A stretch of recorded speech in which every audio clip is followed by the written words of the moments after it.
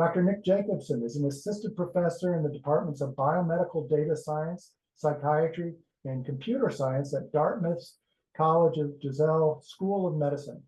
He's the director of the Treatment Development and Evaluation Core within the Center for Technology and Behavioral Health at Dartmouth. Dr. Jacobson also directs the AI and Mental Health Innovation and Technology Guided Healthcare, parentheses, AIM High, parentheses, laboratory, and has a strong interest in using technology to enhance the assessment and treatment of anxiety and depression. His work is focused on using passive sensor data from smartphones and wearable devices to improve precision assessment and provide personalized technology-based treatments.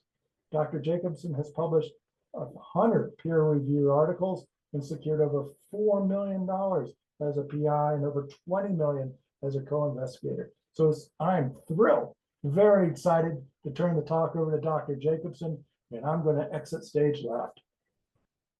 All right, well, thank you all for coming. Thanks for the invitation and for putting this on.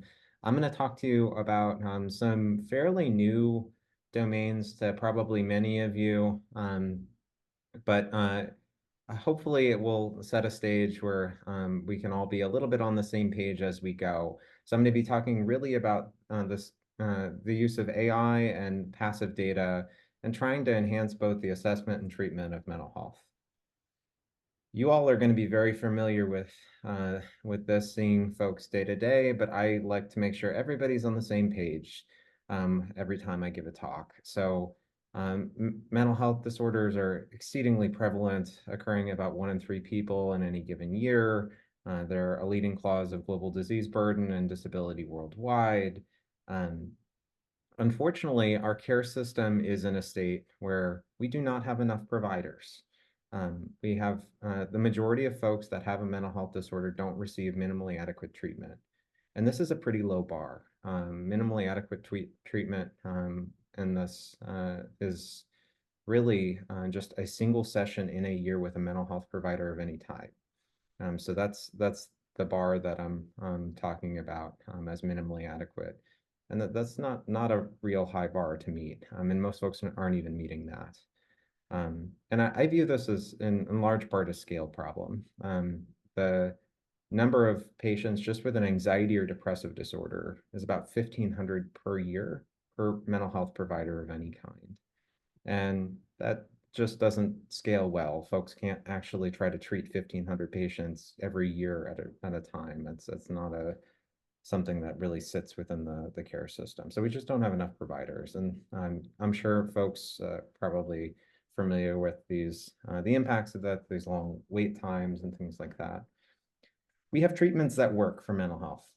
So that's the really glass half full side of that way of saying things. But so we have treatments that regularly, when given as a gold standard course, show superiority to a control group, which is fantastic. It's great that we have those. That being said, our treatments leave a lot on the table and a lot to be desired. Our treatments that when someone would go through a gold standard course of treatment, of the very best care that folks can provide, studies show that about half of the folks that would enter treatment and receive that gold standard course would still meet the criteria for the disorder that they came in trying to treat immediately at discharge. So we do have treatments that work, but they don't work for many people. So with that being said, I think there's a lot of opportunities to try to improve the care system. And I think there is a part that technology can play in trying to address some of these points that I've talked about thus far. And one of the ways that I think we can do this is by improving our assessment. And so one of the things that we do is we gather data through devices that folks carry on them routinely or interact with within their daily lives. So things like smartphones and wearable sensors. And then we also gather data through behaviors that are done through the internet. And you all probably have a smartphone within a couple feet of you, would be my guess right now. Most folks really integrate these within their daily lives at this point. And that allows us quite a lot of opportunities to try to gather data that we otherwise couldn't. So these devices all have a very large variety of sensors that can allow us to collect information. And a lot of this, as I introduce it, will probably sound really big brothery and scary to you. And I think with good reason. We are collecting a lot of data here, and I'll talk about how this can enhance what we would know about someone, and then I'll talk a little bit about what you could do with this type of data. So it's something though as behavioral science has talked about as a gold standard for about 100 years, is following someone within their daily life intensively and longitudinally and observing them. And we can do that really in very seamless ways with these devices because of how integrated they are into our daily lives. So I'm going to take a concept that probably most clinicians in mental health, I would assume, care about to some degree: social contact. How much folks, how much degree are folks interacting with others within the context of their daily lives? And we can measure something like that very intensively through just smartphones alone. So one of the things that we do in our studies is we will turn on the microphone and try to detect when folks are in conversation with other people. So we have essentially a local machine learning model that tries to detect that, and we can do that pretty darn well. We detect not only when they're in conversation, but the number of people that they're talking to. And when we detect that they're in conversation, we then kind of check back and see how long those conversations are. So we get both length and number of people involved in a conversation through that medium. In terms of other ways that we gather things that are about in-person conversations, one of the things that's a little bit interesting about smartphones is you probably, many of you may use the Bluetooth function on your smartphones. So things like connecting to audio devices, maybe a set of earphones. Most folks will leave that on because it's really convenient and it's low power. So not a big impact on your battery life. One of the things that our smartphones can do is actually sense other phones near us. So one of the things that we can do is actually scan for other devices locally, so that can give us a sense of whether folks are in social proximity to other people. So now we have a sense of how many people are probably around that person at any given time, because most folks carry these devices with them and keep their devices on, and whether they're in conversation. We also turn on and the GPS and try to get a GPS location. So we can get things like in-person social activity that's happening at specific settings. So if somebody is at, for example, a Saturday night, they're traveling to a residence, and it is, let's say, 8 p.m. that they're arriving. And we're then also detecting that there's a bunch of Bluetooth connections that we're seeing and a bunch of conversations that are being detected. We can probably infer that they're at a party at a residence. So that's a little bit about in-person activity. We can also gather information through the phone about what's happening even with virtual communications. So we can look at the number of incoming calls and texts when those are happening, and outgoing calls and texts. We can also look at when folks are using different types of social apps. So these are, so for example, when they're opening up WhatsApp and how long they're on that. So we can get a pretty granular index of social contact through one single device.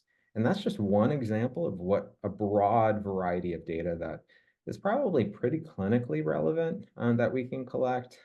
But really, we won't have time to get into all of them because of really how extensive and a lot of this ends up being. But I'll talk to you now about not only what we can do with this, because our goal isn't to try to be big brother to folks, but to try to do something with this data. So this is in part where machine learning models can come in, because they can facilitate the collection of this data into some kind of actions. And one of the ways that we're hoping to put this data to use is to try to predict different things with it. So one of the things that we could predict with it is something that doesn't change. We assume doesn't change very much, or is set at a given time. And so a utility of this is trying to identify someone who might benefit from treatment. So looking at just whether they might be potentially in clinical need further assessment, a look at try to assess symptom severity, things like that. And we've done a lot of work in this area. So I'll start with a study where we did this with folks that were experiencing a major depressive episode. And we had non-disordered controls. So the folks that were experiencing the major depressive episode were outpatients and inpatients. And then we had the control group. You can see we call these little blue guys and these little red guys. The little blue guys are predictions that were made from our model based on some wearable movement data. And one of the things that we did was we tried to test how well our models could predict on people that the models never saw. So unseen data, and try to categorize whether that person is a patient or a control. And the folks, so whether they were in a major depressive episode or not. And you can see the little blue guys are the ones that our models got right, and the little red guys are the ones that our models got wrong. You can see that it's not completely blue, so our models are wrong some of the time. But overall, you can see a lot more blue than red, which ultimately tells us a little bit that the models seem to be pretty good at discriminating actually major depressive disorder, or well, major depressive episodes from non-disordered controls in this setting, just based on 2 weeks of movement data alone. And so some promising signs. We've done this in not only small populations like that, but in really large populations where we've used similar 1 week of wearable movement data in this case, and tried to predict major depressive disorder, like clinical symptoms of depression based on the PHQ-9. And so this, as a larger sample, doesn't have the diagnostic interview, is based on self-report data. So it's a larger sample, but with not a clinically interview-based methods. But overall, if you're used to looking at sensitivity and specificity, as you'll see in these AUC plots some of the time, what we want in the AUC plot is it to look where sensitivity is really, really high. Really up in the top left-hand corner, we want it to be essentially really high sensitivity and really high specificity. And here we can see that our models are doing well above chance. Chance is the black dotted line, and overall are doing pretty decently in terms of sensitivity and specificity in this kind of setting. Not only can we try to do this to differentiate clinical groups from non-clinical groups, when we have folks that might meet criteria for a disorder, we can also try to categorize the level of depressive symptom severity with these types of same type of data. And so here we're using a week of wearable movement data to try to predict the level of symptom severity among folks that are moderate to very severely depressed. And we can see that we can predict a very large majority of variation across people in depressive symptoms. And this is both based on self-report data and clinician-reported data. We've done this in states that are really thought to be very internal. So something that is really not thought of as something that would be objective or impairment, because they're kind of subjective states. So pain is one of these. And one of the things that we've, I think, found is that although I agree that pain is best assessed through these subjective states, it can be associated with real differences in behavior. And those real differences we can use to try to actually infer the level of pain that someone might be in. And so here we're using a week of wearable movement data to try to predict the level of pain that someone might be in. And we could predict about half of the variation in pain across people pretty well for using these measures and some machine learning models. We've done similar things with anxiety. So here we were trying to do this within the context of social anxiety severity, and we had smartphone data, and we used smartphone data to try to, based on calls, text, and the movement data from the phone, from the accelerometers. And we could also predict about half the variation across people and social anxiety severity. We've used geolocation data, so how far folks were away from their home, and one other proxy while they were moving about their lives for a couple of weeks, and try to see if we could use that data alone to try to differentiate folks with post-traumatic stress disorder from folks that were exposed to childhood trauma but not currently meeting criteria for PTSD. And our models could do that pretty well too. So overall, these are pretty good, strong signs for these types of smartphone and wearable sensors. We've also done this with internet data, where we've used Instagram data, for example, to try to differentiate folks that are passively experiencing suicidal ideation versus actively experiencing suicidal ideation, so starting to plan things like that. And we could do that decently well based on their social media data on Instagram. We've also done this within the context of generalized anxiety. And one of the things here, our models did very well. One of the things that I have assumed with, for example, the wearable movement data that we used here was that it would really tap into generalized anxiety disorder symptoms of restlessness. So my big assumption is one of the ways that our models are able to make predictions within the context of anxiety is fidgeting behavior. And restlessness is one of the top symptoms that was associated with how our models are making predictions.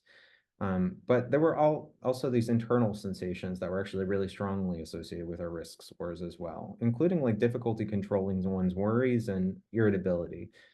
So some of these things are a little bit perplexing to us, and frankly, where we need a little bit more work to try to understand this. Everything I've talked about thus far is trying to use data where we give our models examples and say, this is somebody who has this level of symptom severity, or this is someone with a given case or a control. And then we say, okay, try to predict this on someone that the model had not seen yet or been exposed to. One of the things we started being interested in is if our models could naturally do this without us telling the model anything about someone's symptom severity or diagnosis, whether they would kind of naturally be able to separate folks into different degrees or different types of profiles of people based on just their symptom severity, and then we can overlay what we know about them after the models do that. And you can see this as one example where we never told the model ever this is a clinical group or this is a non-clinical group, or give any information other than just the sensor data. And you can see that there's a lot of differentiation between like the depressed group, for example, and the control group, and some degree of differentiation between folks with schizophrenia versus the control group. Our models are able to use this type of data and like naturally pull apart a lot of people from others. And to me, this is kind of fascinating, thinking about the way we think and conceptualize things. So in terms of the ways that we can use this thus far, I've talked all about trying to predict levels of pathology or try to infer pathology to some degree. We can also try to use these types of models to infer treatment receipt. So here we were trying to detect whether folks were receiving an SSRI.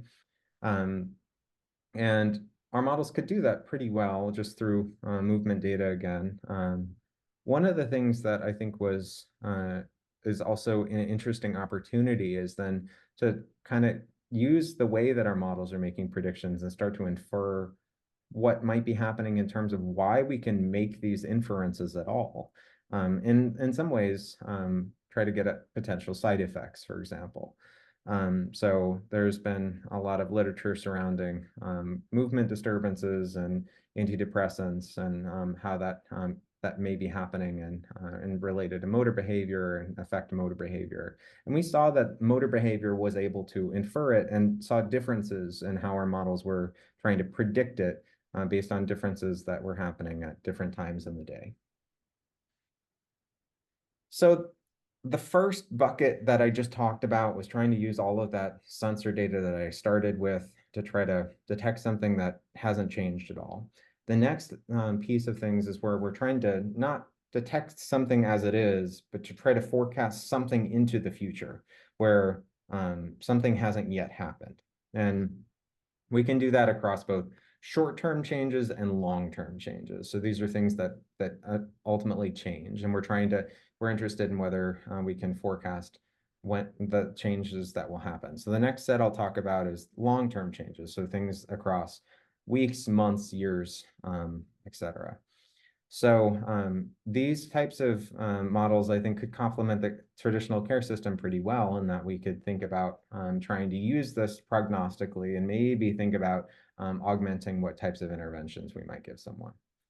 So, for example, we have done this within the context of folks that were experiencing a major depressive episode, and we gathered movement data there, and we were able to forecast the degree to which they were likely to experience different levels of depressive symptom change. So we could predict the majority of changes that happened in the future using these types of wearable signals across people.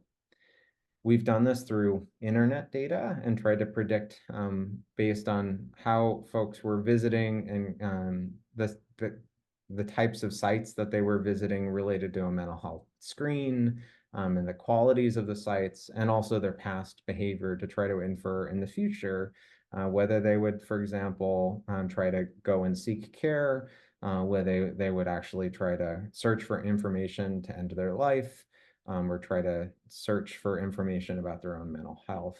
And we could do that, again, decently well. Within the care system here, we partnered with folks in the epilepsy clinic, and they were really having a problem with suicide completion in their clinic. And so they reached out to us because they were interested in trying to see if we could essentially forecast what someone who might be at risk, and to try to triage early intervention, because they weren't able to detect it themselves clinically. This was happening despite a lot of intensive efforts that were happening. And so we tried to also do this in the healthcare system, and we were able to predict months to about a year ahead from one visit to the next, whether someone would have an increase in their level of suicidal active and passive ideation. And we have also some work related to suicide completion, where we were actually able to predict who actually ultimately goes to end their own life. This is the longest study you'll hear me talk about, where we tried to forecast the degree to which someone might experience some level of symptom deterioration in generalized anxiety disorder and panic disorder symptoms across 17 to 18 years. And this was just through movement data that were gathered about 9 years in between those measures. And we could do this if you're used to looking at sensitivity and specificity. These numbers may not look that great, but one of the things that we compared it to was like anxiety symptoms themselves measured in between there. See if we could actually, when anxiety symptoms were actively measured, how prognostic that could be as a comparison. And that was no better than chance. So something it seems to be captured through this type of wearable movement data, and it's potentially prognostically important. One of the things that I'm going to talk about next is symptoms that trying to predict changes that happen more quickly. And you all probably see patients like this all the time, that their symptoms are changing. One of the things that I think about the way that our DSM and the way that we measure things has been practically based. It's been formed based on what was able to be done at the time in which it was developed. So practically, for example, our measures usually ask someone to report on their symptoms and recall or report it to us verbally, whether they met a given symptom most of the day, nearly every day for a given period of time. When you measure, I've done a lot of studies where we've measured these types of symptoms themselves once they in these clinical populations.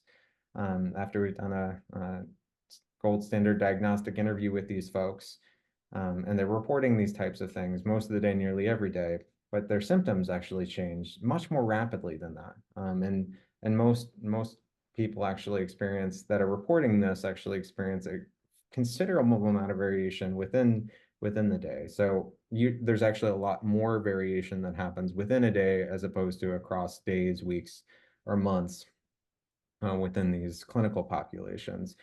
And this is, I think, an opportunity where we could actually try to predict these ebbs and these flows in folks' daily lives.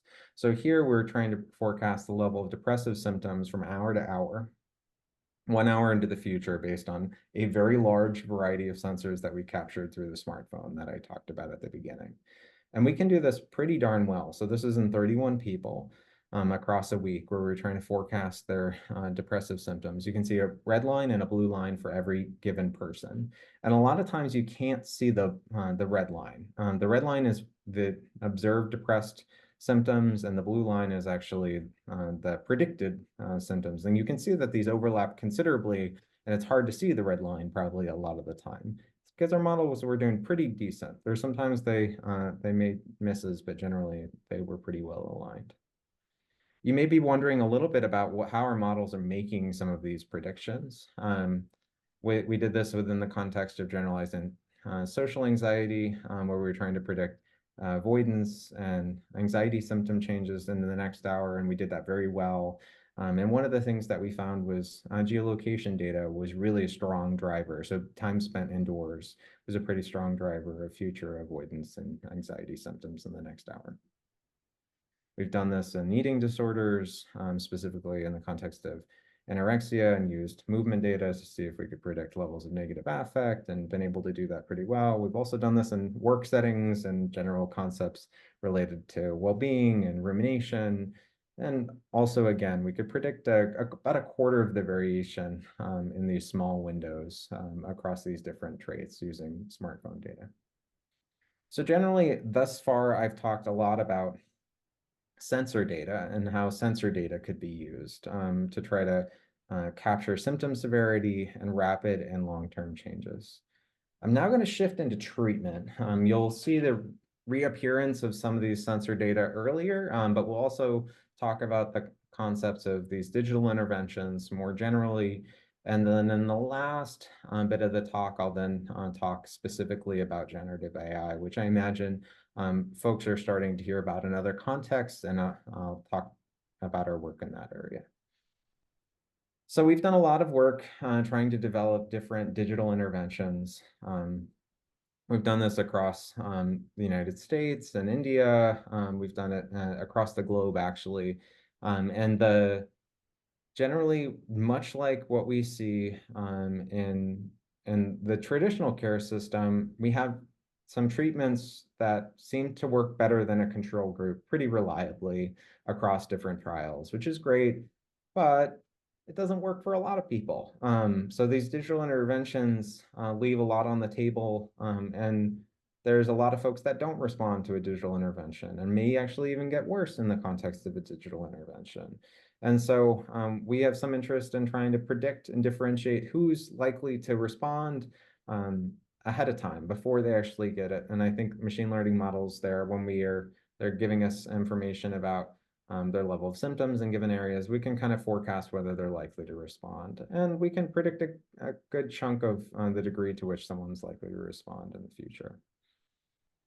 We can also use the data that they're and how they're engaging with different apps and things like that to try to forecast whether folks are likely to respond in the future. And We could do that in the context of a study related to mindfulness and stress. And one of the things that we found in this study, for example, was that it wasn't so much about them trying to complete every module to its fullest extent. It was more about them reliably keeping the same level of engagement or adherence from week to week. So kind of the week to week level of like sticking with it and being pretty similar in their level of compliance was one of the things that predicted some of the best outcomes. We've also designed things where we tried to just give folks information about themselves. And this is a system called an app called Mood Triggers that I designed several years ago. It's been released across the globe. And the way it works is it asks folks to report on their anxiety and depressive symptoms repeatedly throughout their life. It gathers that type of passive data that I was talking about. But instead of trying to predict something alone in the abstract or something like that, one of the things that we did is we give folks information back about these symptoms. So we tell folks about what different aspects of the sensors are predicting which types of outcomes.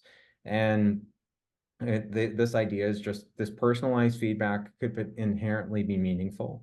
And we do that through like analyses that are just specific to them. So really personalized and trying to see if we can predict their ebbs and flows. And then we tell them about what's predicting their ebbs and flows. When they do more of this, it makes their symptoms better. When they do less of this, it makes their symptoms better, et cetera. We've done that. We've also then designed different small interventional components that I sometimes will call micro interventions that are just 2 minutes long of something that folks could complete within their daily life that are based on things that could be distilled down fairly simply and borrowed from different aspects of CBT components. So these two, we've put this all in an app and tested how well it works. In a really large open trial across the globe, it seemed to work decently well. We're guessing and predicting depression and anxiety reductions and actually inducing depression and anxiety reductions. And we've also seen that it seemed to outperform our control group. That being said, one of the problems with these types of things that I've talked about thus far is digital therapeutics more broadly, and this happens even in the context of any behavioral intervention, have a problem with engagement. So a lot of folks that would start and download an app don't use it for very long. Most folks will have uninstalled the app by the next day. And you see this type of hockey stick pattern over and over again in this type of context. That being said, this emerges in really any setting where we're asking folks to do something. So in behavioral settings, for example, typically the modal number of sessions that someone experiences one. So this is not all that different from what other settings in which it's really hard to actually induce behavior change.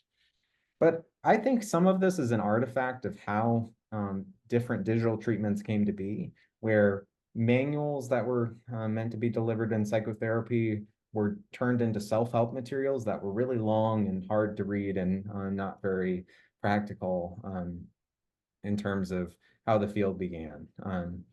And one iteration or style of this that has been a popular way to try to target engagement is to try to break it down through a chatbot.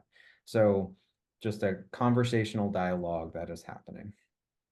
And one of the style that's been really popular in the past about 15 years within the context of mental health is something called an authored chatbot. And here what happens is you've probably interacted with a very large amount of these in your life thus far. They are very popular in customer service, for example, where someone who is designing the chatbot system writes everything that the chatbot is going to say. And it'll just try to navigate you through some routing logic based on if-then statements.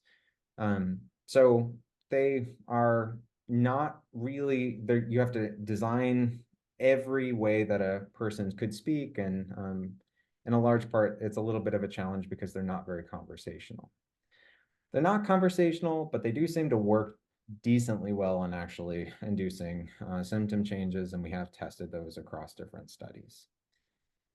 One of the things that I think has been an area that my lab has been focusing on for about 5 years now, and it's been a pretty considerable effort, has been in the realm of generative AI. So this is something that I imagine many will have heard of by now. A very prominent example of that is ChatGPT is a generative AI technology. And here it's specifically interacting through language and based on large language models. We started this about in the fall of 2019, starting to look at this. And I'll talk about some of the things that we learned along the way.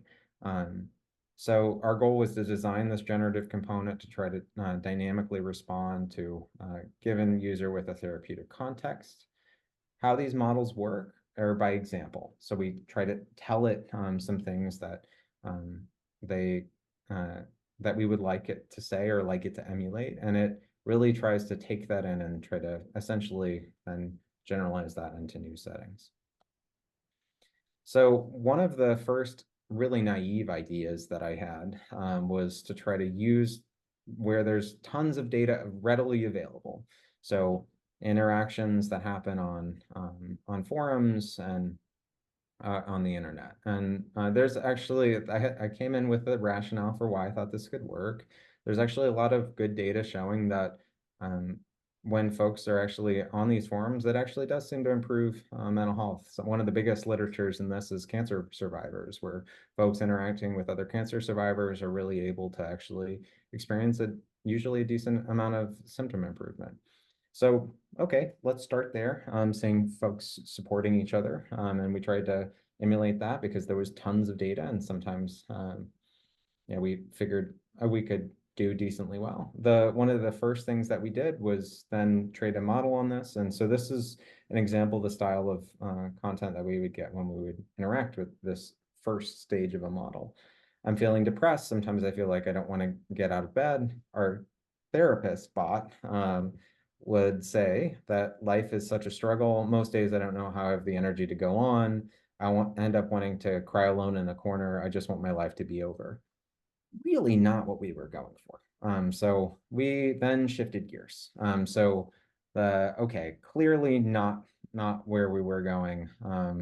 So let's go to the opposite direction. Let's go to psychotherapy transcripts. So these are used to train psychotherapists, like what the best evidence-based techniques. We gathered thousands of these. And then we use those to train our models. And it also went quite poorly. And it just picked up a lot of the habits that psychotherapists have. And this is not like necessarily a terrible thing in person, but in the context of the chat are not what we wanted. So things like I'm feeling depressed. Sometimes I don't want to get it out of bed. And our bot would respond, what do you think I should do? Go on. I don't know what else to say. I want some help. And then we'd often get thoughts about relationships stemming from their mother or things like that. So really, again, very much not what we were going for. So we started building data in-house where we have a very large team that have been essentially working on curating dialogues ourselves and making these dialogues related to what a patient would look like, what they might say, and then what a gold standard response would be. And that's where we started seeing this massive difference in how our models behaved and started to improve over time. So with the psychotherapy transcripts, that second iteration, about 1 in 10 of our models were clinically appropriate and personalized. But really not doing very well. As we started creating this data ourselves for the models to learn from in the very early stages, so this is now about 4 years ago, about 6 in 10 were doing well, and ultimately about 9 in 10 about 2.5 years ago were both clinically appropriate and personalized. It's gotten a lot better since then. We've been continuing to work on it. We've got over 100,000 human hours into the system and building it. And it's a system we call TheraBot. It has an interactive app, and it's essentially generative and dynamic. We've tested it. We just completed a randomized controlled trial of it of 210 people with folks with major depressive disorder, generalized anxiety disorder, or folks at risk for an eating disorder. And we wanted to see if we could predict the level that they would reduce over time. And you can see our treatment group changed pretty dramatically better than our control group in all of the areas that we were hoping for. Interestingly, folks actually developed an alliance to this tool called TheraBot.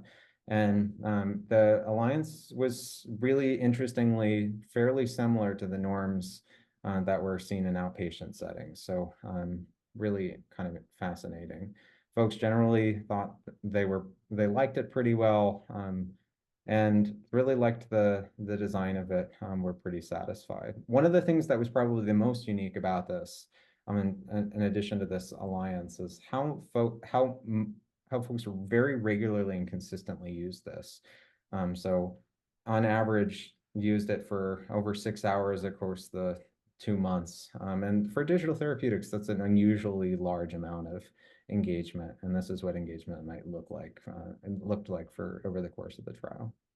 So generally, really potentially promising outcomes, though there's a lot of things to be worried about with the use of generative AI. And again, we have 100,000 human hours in designing our system. I think, yeah, a lot of folks are interested in trying to use these directly for treatment using some of the really readily available open source models. And I have a lot more concerns about that. We've tested a lot of those and they don't do very well.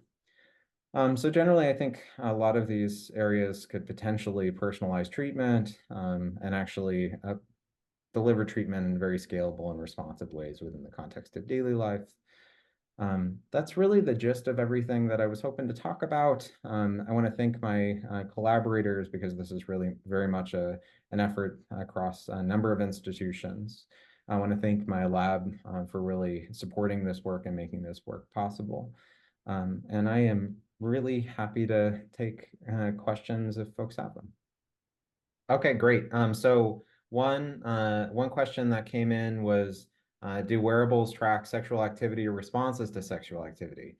Fascinating question. The idea of using wearables to track very specific granular data that way, I think is fundamentally, there is a lot of very new research on like trying to detect very specific activities, something as specific as trying to stoke a fire based on just movement data alone. I suspect that we probably could use wearables to try to detect sexual activity based on things like rhythmicity and heart rate. So I think that's likely possible. We haven't done that ourselves, but I imagine that the data is there for someone to try to do something like that. The next question that came in was about the Mood Triggers app, and asking if it's still available. We are in a major overhaul of Mood Triggers, kind of expanding what its functions are currently. So we took it down from the Google Play Store and the App Store. That will be re-released hopefully in the future, but not until we've kind of further polished it. The next question that came in was, have you examined which age groups are more receptive to working with the technology discussed in your treatment section of the talk? Also, have you completed any studies that looked at the efficacy of combining the technology with a psychotherapist, meaning the technology was integrated with therapy? If so, what did you find? We haven't done that work ourselves. A lot of the work that we are doing is direct to the individual. That being said, we have done a lot of work related to the first questions and across age groups. So I think our youngest participants have been 13. Our oldest participants have been into their mid-90s. So we've had quite a range of folks that will engage and actually interact with these works. No moderation of technology by age that I can remember for a lot of the systems that we've designed, but it's certainly like something that we have tried to look into. Another question that came in was about liability.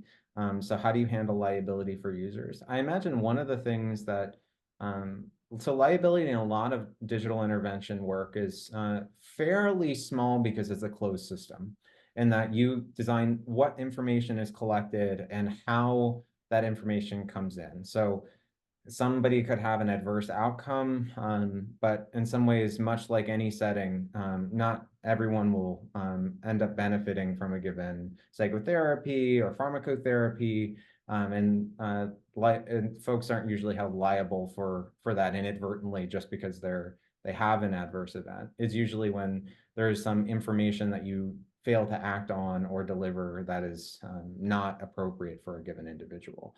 And I think the biggest liability issue is specifically in that generative AI piece. That's like specifically that generative chatbot that I was talking about is hugely top of mind. We spent 2.5 years trying to work on safety specifically surrounding these types of topics. So how we handle it within the context of our trials right now with the generative AI is really specifically trying to focus on actually reviewing every single thing that the bot says in near real time.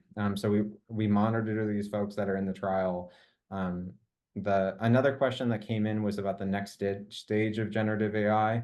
One of the things that we will try to continue to do is enhance the system, make it better, try to make sure that that oversight within these things is really used, and we have like really good systems in place to see how it behaves more on its own in its natural environment with like less oversight over time. I think we're nowhere near close to where I would feel comfortable releasing it out on its own unsupervised. So we read everything it says at this point, but in the future, that's one of the goals is ultimately to try to reduce that. Related to liability, I think the concerns about liability are huge there, and I think are concerning. So that's part of why we monitor these things in real time so that we could actually correct it with human interaction. I know how are participants recruited. So it depends on the study. One of the things we will often do is try to recruit national samples, often through internet ads. So Google ads, for example, or different types of social media ads. So Facebook, and things like that, Instagram. So those are common recruitment channels, but not it does depend on the given study. What data is fed into the generative AIs? And then a comment about this first simulated therapist sounded like it had only seen therapists in the movies. Good. That frankly, it was like a caricature of a therapist. And I was kind of surprised that the training videos specifically for psychotherapists produced this, because it was, yeah, I mean, there was some common patterns of that, in part because of the differences in dialogue. But for within our system, ultimately the one that is like kind of what we use after the first 6 months, really what we've been developing ourselves is really taking and breaking down empirically supported treatments into components that would work well via a chat. And so we have a simulated conversation between a human, simulated like someone patient that would be expressing a given concern or problem, and then we design a system about what they should say and what the bot should say in that given area, and that's really how we're designing things. Another person wants to know a little bit more about the trial with eating disorders. That was our TheraBot study. We had essentially 3 clinical types of groups that we were trying to include there. Folks with generalized anxiety disorder, major depressive disorder, or folks that were screening at risk for an eating disorder. So that was about, I think in the study, it ended up being around 80 or 90 folks that were at risk for an eating disorder. And we looked at changes in weight and shape concerns as our primary outcome in terms of the treatment. Like a lot of what we were incorporating were based on CBT for eating disorders, and really specifically also one of our primary targets within our intervention related to eating concerns is specifically surrounding weight and shape concerns. So really what we were trying to target matched a little bit of how we were trying to measure things. Let's see. Let's see, the next question, is how information is being protected from Big Brother and legal system? Really good question. I think in industry, this is a major concern. Within the context of our studies, we can get these NIH certificates of confidentiality, which can actually really guard our participants from intrusion in other ways. This is essentially something that provides a great deal of protection from folks that would participate in our studies. And that's in part one of the ways that we do it ourselves. But I think this is within other enterprise systems, this is a lot of information. And when you think about it with your patients, I think this is the terms and service would ultimately tell you how, if other folks are doing some of these things when they are, you'd want to make sure that you're ultimately comfortable with that. And unfortunately, it's kind of getting into the weeds related to different providers for other folks doing similar work. I think we're about out of time. So I would love to answer more questions, frankly. I enjoy this kind of stuff. But really, probably I don't want to keep us over.